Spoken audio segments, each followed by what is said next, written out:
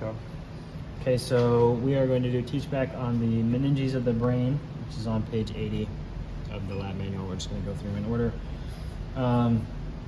So the dura mater is all of this thick fibrous covering, and you can see the cross sections of it here as well. And then specifically, the falx cerebri is this big one here and divides the two hemispheres of the cerebrum. It's also here on this model, running this way. Got it.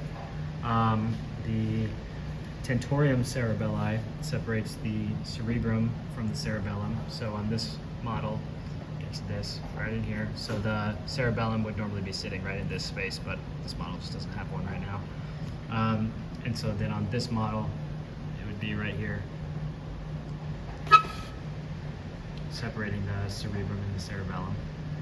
And then the falx cerebella is like a little protrusion down here beneath the cerebellum. And this model doesn't have it on there, so don't look at that one for that. And then going on to page 81, we're moving to the dural venous drainage. And so these are sinuses that run between two layers of dura that drain the venous blood from the brain.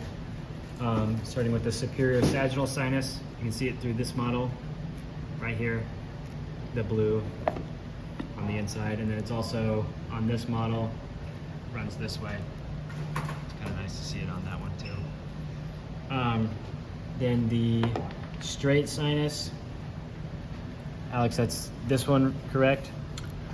No, I think That's that was the transverse. transverse. The straight sinus is going to be this one Oh, you're on right. this model. Okay. I don't think you can see it on this one. Right. Okay, so the straight sinus is going to run with the tentorium cerebelli, right?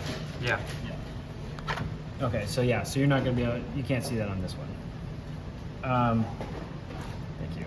The confluence of sinuses is right here, where the superior sagittal sinus that runs up this way along the top of the skull meets with the transverse sinus, which are these right here. So the superior sagittal and the transverse sinus meet at the confluence of sinuses. The sigmoid sinus is kind of like a continuation of the transverse sinus. So here, in this curvature part. The occipital sinus is this small one right here on the occipital bone. The cavernous sinus is right here in the sella turcica, right above the pituitary gland. It's this webbing right here. And then the arachnoid and the arachnoid granulations aren't really on a good model, but you're supposed to still know those for like the written test and everything.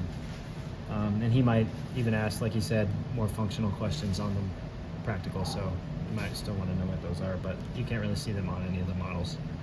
And then same thing with the pia mater as well.